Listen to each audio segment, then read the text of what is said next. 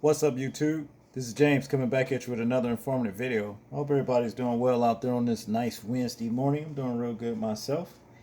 Look, back in April on the 22nd, I published this story right here. And the thing is this, okay? As you can see, it says coronavirus. Armed Michigan residents protest against stay-at-home order, calling it tyranny, all right? This was against the Michigan governor. You know what I'm saying? Gretchen Wilmore, I think her name is. And as far as I'm concerned, it was just uncalled for. You know, they went down there suited and booted, wannabe, little fat, bad-built G.I. Joes, okay? To actually protest, excuse me, this so-called stay-at-home order behind coronavirus. It was uncalled for whatsoever. You know, nobody's life was at stake for them to do that. But Shawn Hannity, I'm telling you, this guy right here, man. Anybody knows Shawn Hannity? You know, he works at Fox News. You know, this dude is just. I don't know the guy personally, but I can just tell you right now, I do not like him. Okay, simply because let me show you something. Now, what you're finna see is Shawn Hannity actually questioning these young brothers that's in Atlanta.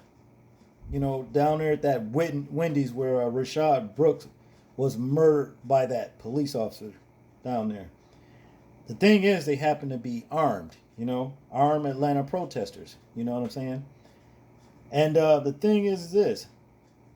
Shawn Hannity don't feel comfortable with these young brothers having weapons. Now, never once when this armed militia went to Michigan State Capitol, what have you, to protest the stay-at-home order, what was Shawn Hannity then asking these kind of questions? Check out this video. This guy is disgusting, man. I ain't lying. Ugh. All right, a Fox News alert. We reported this at the beginning of the show. Steve Harrigan on the ground live tonight in Atlanta with breaking news. Steve, what am I looking at there? Shawn, you're looking at a young man with a long rifle. A few minutes ago, you asked me if there was an armed standoff outside the Wendy's here. I said that was not correct. I was wrong. I've seen 3 long guns since I've been here.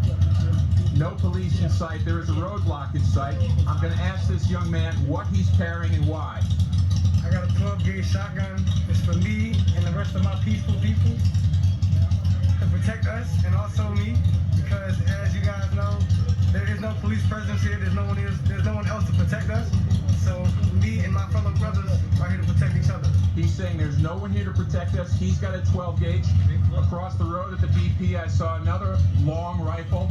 And behind this dumpster, I saw a third. So at least 3 armed men here around the Wendy's. No sign of any police. Can I ask a question of the gentleman? Yeah, go ahead. Could you please ask him, we've all watched the videotape. On the videotape, for 41 minutes plus, both sides are courteous and professional.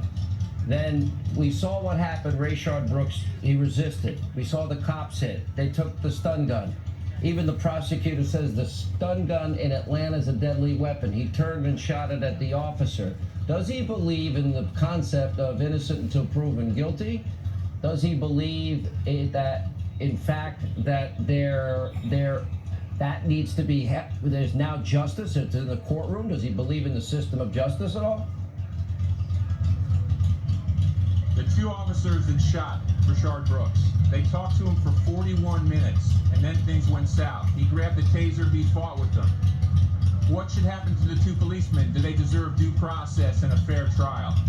Everyone deserves due process, but justice should be served. What he did wasn't right. I understand you lost the fight. He reached back, let him go. You got his car, come back and arrest him another day. There was no reason to kill that man. No reason to kill him. No reason to kill him. Tell me, where's this going from here? You've got a shotgun. I've seen 3 more rifles. Where's it going to go? What happens if the police come? The police aren't allowed here because they're not here to protect us. The police aren't allowed here. police allowed there? They do roll up. Why? Okay. Why aren't the police allowed here? Because they're not here to protect us. They're not here to serve and protect anymore. They say they're here to serve and protect. Serve and protect is not putting forceful on The someone. message is they're not here to protect us, Shawn. We've seen new roadblocks. Hey, Steve, I here. want to We've ask seen at this least question. 3 long rifles.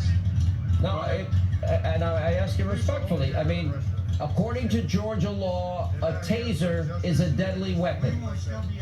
We know that Rayshard Brooks turned and fired at the officer. That's a deadly weapon. Do they know that? According to the law. Rayshard Brooks fired a taser. A taser's a deadly weapon.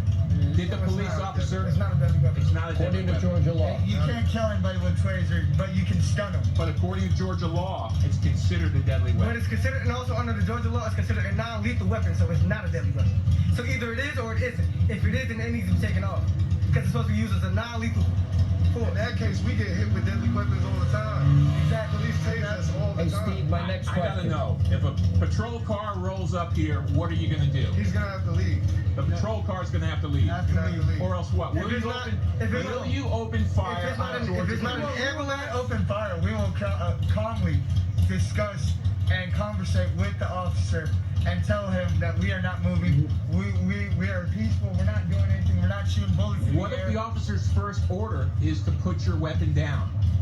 It's, We don't put it's my that legal right. against the law. It's my legal right to bear arms. And at no point will I allow my right to be disturbed.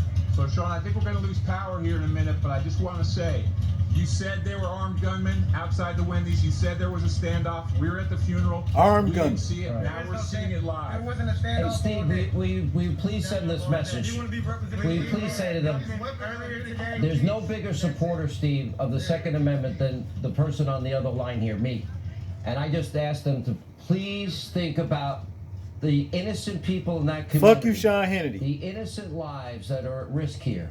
And for them to be very responsible and very careful, because we don't want any more deaths. Really? And I would ask them, Where was you literally at? saying, as a Second Where Amendment was you at believer, when they was in that Michigan they doing the must, for same thing? Safety and security of grandmas, grandpas, moms, and dads and children to be very careful. Could get hurt. Even if you're a Second Amendment believer, even if you believe in the right to bear arms, could this spin out of control?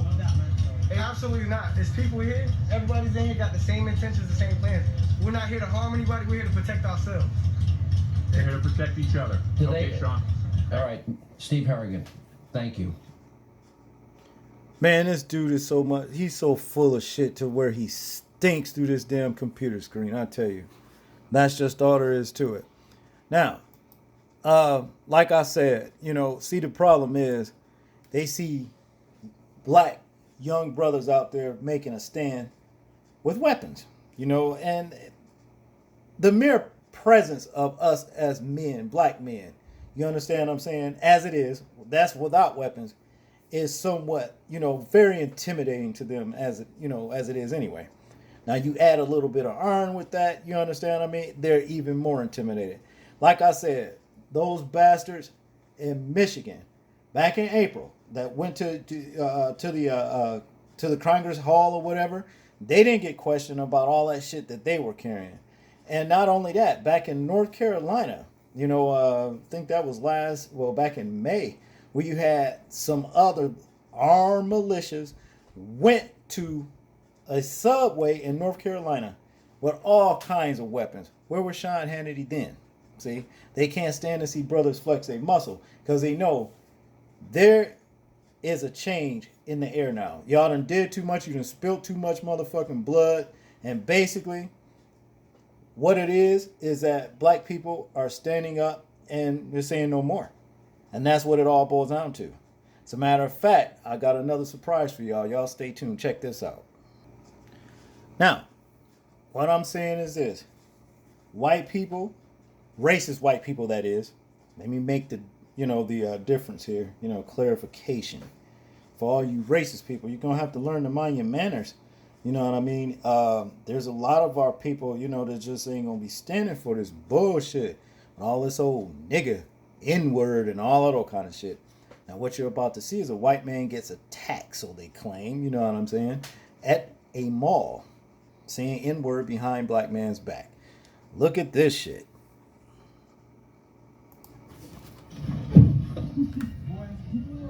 Oh, boy, don't touch me. Don't touch me. Don't touch me. Quit touching me. Yeah, them bitches hurt. Them bitches hurt. Stop moving. Sorry, man. I'm sorry. Oh, boy, don't touch me. Don't touch me. Don't touch me. Quit touching me. Yeah, them bitches hurt. Them bitches hurt. Stop moving. Sorry, man. I'm sorry.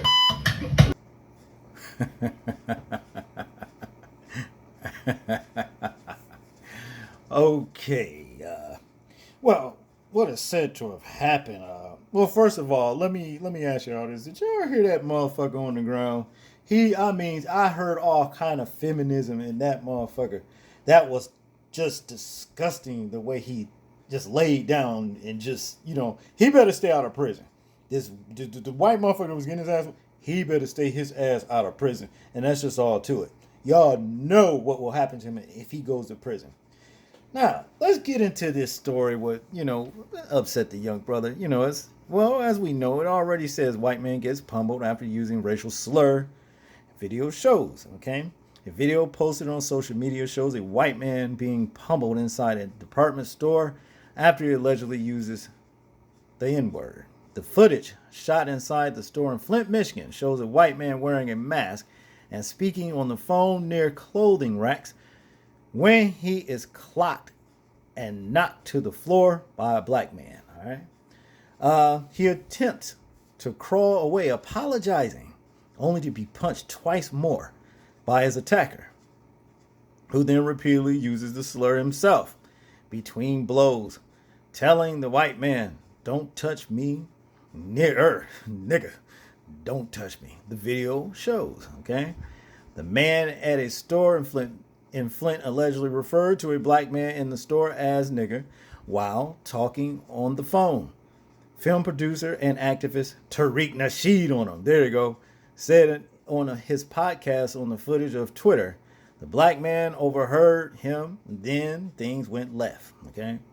The white man is not heard using the slur on the video, but rapper FT Quay, yeah, who also posted it on Facebook, also said he was overheard using it. This, not the whole video, but me and bro in the mall,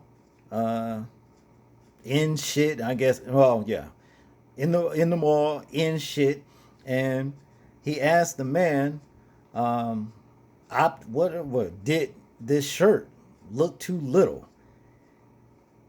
He told, I guess, H.I. Well, he told him, yeah, I'll just say that. He forgot the damn M.